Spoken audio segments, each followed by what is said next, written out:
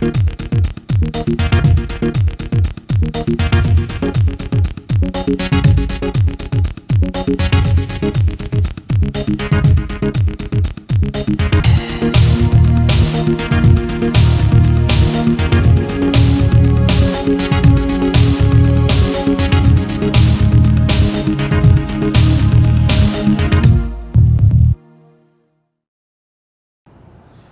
morning. I'm Councilman James Brown. This is Council Comments.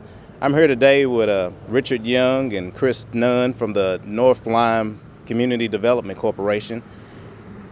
Fellas, why don't you tell us a little bit about how you guys got started, and then we'll go into some of the work that you guys are doing in the community. Sure. Yeah. Go ahead. Richard? So we're a nonprofit neighborhood community development corporation that is actually entering our second year right now, or just wrapped up our second year right now.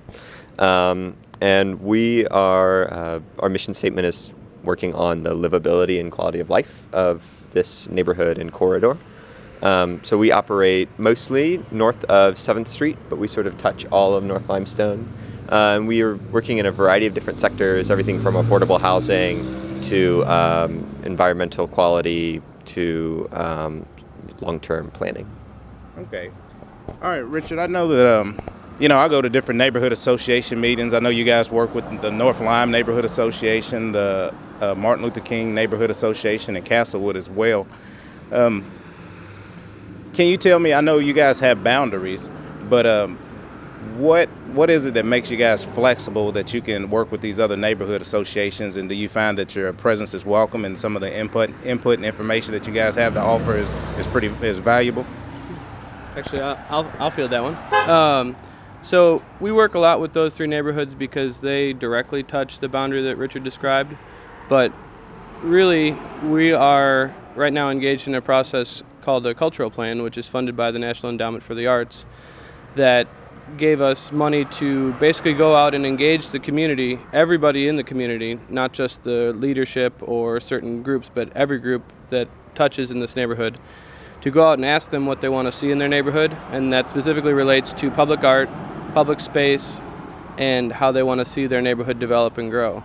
So right now we're engaged in a process where we go on walks from starting at 3rd Street and walking all the way up to Castlewood Park, and we walk with every group, and they walk and they use all 5 senses to really collect data, and at the end debrief about what they want to see their neighborhood become, so that everybody has an equal footing in terms of what they want to see in their neighborhood and how they can see it grow, talk about the assets, talk about the challenges, and really everybody's vote is equal. So in that sense, we work with those neighborhood associations to get their input. We work with the leaders of those neighborhood associations, but are really trying to take a grassroots approach through that cultural plan to really have everybody have a voice.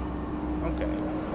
Yeah, I'm actually pretty excited about the cultural plan aspect of it. I think that's going to give some real validity to the work that you guys do. And I think you'll gain some information, as far as getting input from the community on ways to guide your path and kind of lead you in the work that you do. I guess another safe statement to say is, since you guys you're not a neighborhood association and you're not a business, but I think you kind of work in the capacity of both. And I think that, both the local businesses and the local neighborhood associations and the community see you guys as a valuable resource. Do y'all agree? Yeah, I definitely think so. I think that we're in a really interesting role. I mean, we have a pretty small staff. This is all of it, both of us. We have a board of 12 people that has, neighborhood association folks and business folks and sort of social service individuals. So I think that we can sort of be in this really interesting role, almost as like a facilitator, to help make the connections between neighborhood associations and neighbors that don't go to neighborhood association meetings, and businesses and social services, government, and try and be in this in-between role and really put dedicated staff time behind projects that might be too large for neighborhood associations to take on and might not make financial sense for businesses to take on. Okay. All right, well, we're going to go take a look at one of the projects that you guys have going on. And I know I mentioned the partnership between the business and the neighborhood community. But I would also like to say that I see you guys as a valuable partner and asset, and I look forward to continue to working with you. So we'll go take a look at the project that's in progress. I'm back. It's me, Councilman James Brown. I'm here with the No Lie guys. We're at the Lewick Art Project. City Council has just approved a zone change for this neighborhood where it's the only place in Lexington where you can live and work at your residence. Do you guys mind telling us a little bit about the project, how it came about, and what it means for this community? Sure. So yeah, this is the Lewick Art Makerspaces project, and it got started with a grant from a group called Art Place America, which is basically a national organization that's sort of a partnership between a bunch of large foundations and governmental agencies and some banks, and their sort of goal is to position arts and culture at the center of community development, along with transportation and housing and health and human services. And so this grant it actually got the CDC up and going. It was sort of the first thing that helped us get started. But the project is to develop live-work spaces that are affordable housing down here in this neighborhood. What kind of professions are we talking about? What kind of businesses and what kind of work will people be doing inside their homes? So what we tried to do with the planned unit development, PUD for short, is that we tried to create as many options for people as possible. So we really went through the existing zoning ordinance and looked at all the different permitted uses for the different zones that are in this neighborhood, so residential, business, industrial to a certain extent, warehouse, and really tried to pull out the things that seemed appropriate to this scale of house. Obviously there are a bunch of shotgun houses here that were originally built as workforce housing for the Lewick Art malt factory, which is right down here at the end of York. So these were all built 100 to 110 years ago out of whatever materials they could find, and by the looks of them were not built to have lasted even as long as they have. So really, in terms of the use, we basically started with residential because it's a residential district historically, and then added to that small scale things like artist studio, digital makerspace where people can do computer programming and web design, things like that, as well as urban agriculture. So you could have a plot of land where you would grow fruits and vegetables that you would then sell. We also have artisan food and beverage production. So if you want to make small batch whiskey, or if you want to make sodas or things like that, that is allowed as well. Artist studio, we actually added 9 new definitions to the zoning ordinance, which we were pretty excited about, which now is available for anybody else to reference in Fayette County. So that was really the crux of it, was that we were trying to allow as much flexibility as possible for people to do things that would not be detrimental to the neighborhood. Obviously, having a big Pepsi bottling plant or having a huge cabinet shop would be noisy and would create negative effects. But if someone's roasting coffee in their house, or if they're making cupcakes or whatever, then that would not necessarily be a negative, but would be more of a positive to draw people down here. Okay. Now, how many houses are you planning on York Street? Currently, we have 17 properties on York Street. We just worked with the city's Affordable Housing Trust Fund and Rick McQuady to get a proposal approved to build 6 houses with that Affordable Housing Trust Fund money. So what we're looking at here now is the demolition of 4 houses. Our process was to salvage as much usable material out of those houses, which you can see stacked behind us here, the brick and wood and everything back there along the back fence line.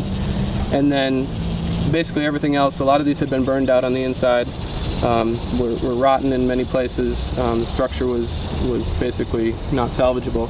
So then we demolished these houses in preparation for building new structures here that will be spaced out and designed in such a way that they can be used for those multiple uses within the live-work configuration.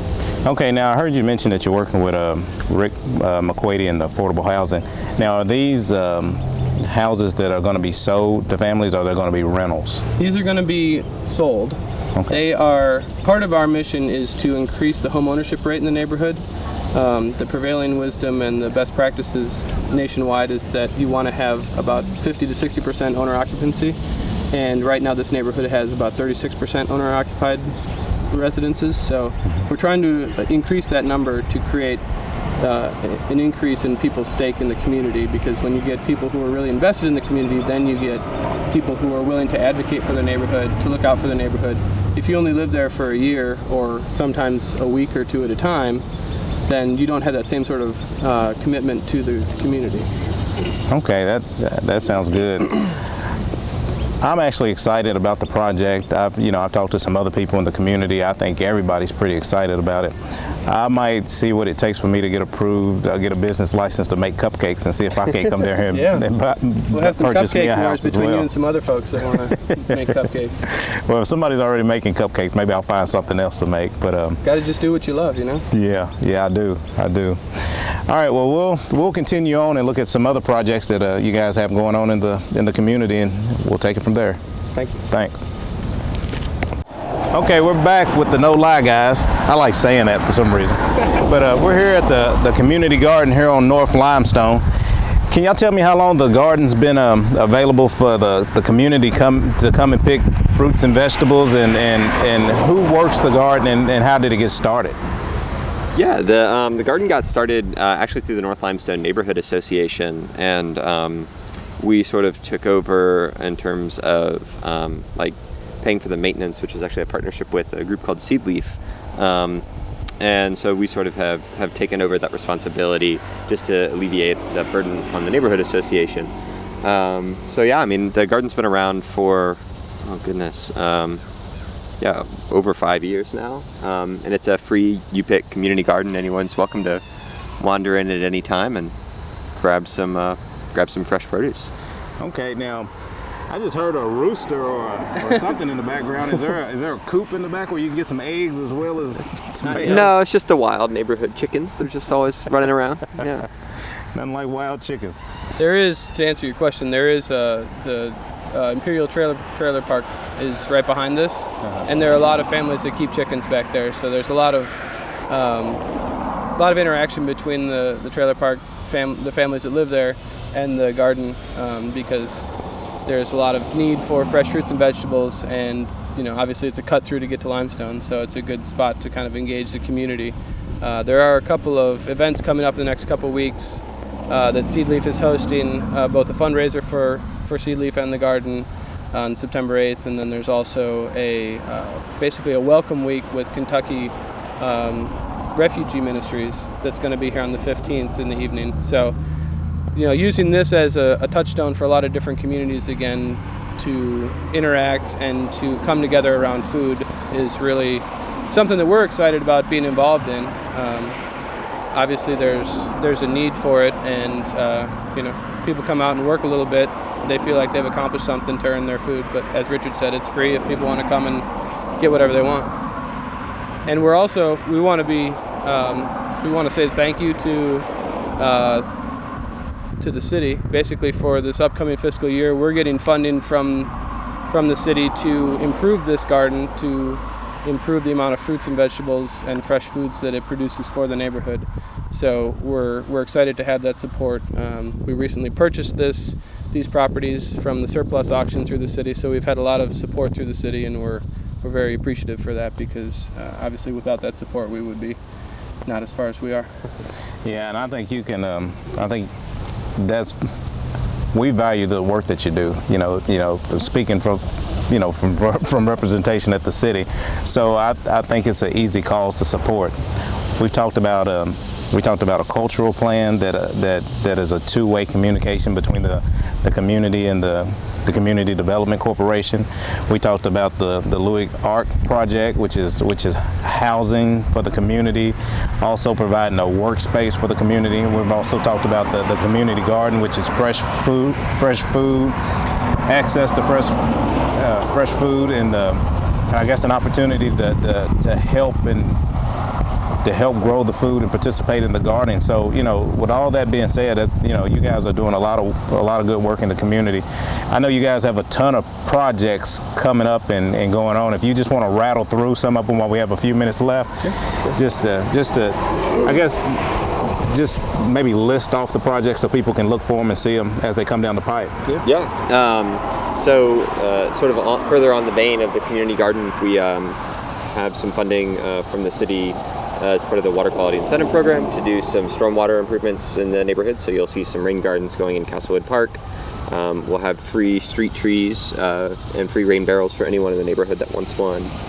We'll also be putting in an edible orchard here, so just providing more fruits, vegetables. We put on a monthly pop-up market at the corner of Lime and Loudon on the 700 block of Bryan Avenue called the Night Market. First Friday of every month from 6 to 10. And it's a really great way if you're wanting to start a business but aren't wanting to take that big plunge. It's a good way to test and see if it works. And we give pretty special treatment to vendors that are actually from the neighborhood. And then we also are working through in the very early stages of trying to put together a plan to try and develop out a public market and try and develop a larger, more permanent marketplace for people to both sell products and start businesses and be employed. So I'm trying to address a lot of those issues at once. Okay, well, it seems like we got a lot to look forward to.